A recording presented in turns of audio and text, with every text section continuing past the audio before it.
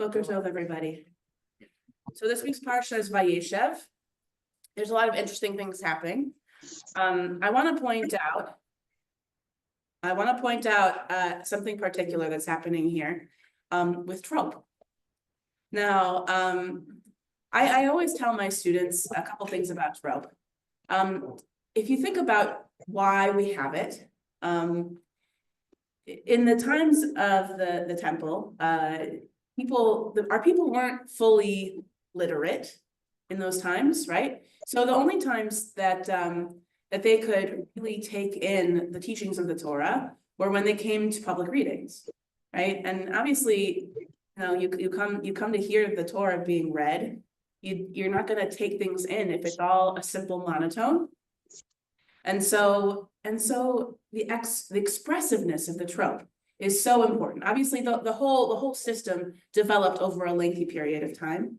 But the fact that we have it to express the text is very important. So something that's happening here in the text that I want to point out with the trope is a very rare trope that only occurs a handful of times in the Torah. So this trope is called a shalshelet. Has anyone heard of a shalshelet before? A couple people. Okay. So the premise of a shalshelet is like it's a triple pazer, right? Pazer, right? Instead, the shalshelet goes 3 times. Shalshelet, and it only happens about, I think, 4 times in the Torah. And here it's happening in this parsha. The moment that this is happening is a very interesting moment. This is the moment when young Joseph in Potiphar's household is refusing to sleep with Potiphar's wife, right? And if you think about it, it's a very dramatic moment. This moment, he's a young man and in his sexual prime, I guess you could say, it's very hard for him to say no to Potiphar's wife. And I think he knows that the consequences of this could be really bad because I think she basically tells him that, he has basically almost no choice in this matter. Like either way, he's going to suffer, right? But even then, he still says no. And it's hard for him to say no. And at this moment, this is the shalshelet.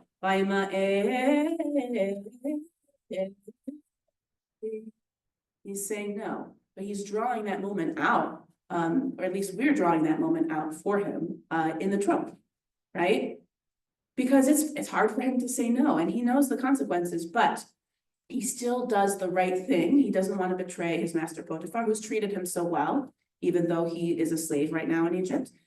The consequences of this, I mean, she acts as if he still had done the wrong thing that he could have done but didn't, and she punishes him by telling her husband that he had he'd abused her, right? And so Potiphar throws him into jail. He believes his wife's word, and here Joseph is in jail, right?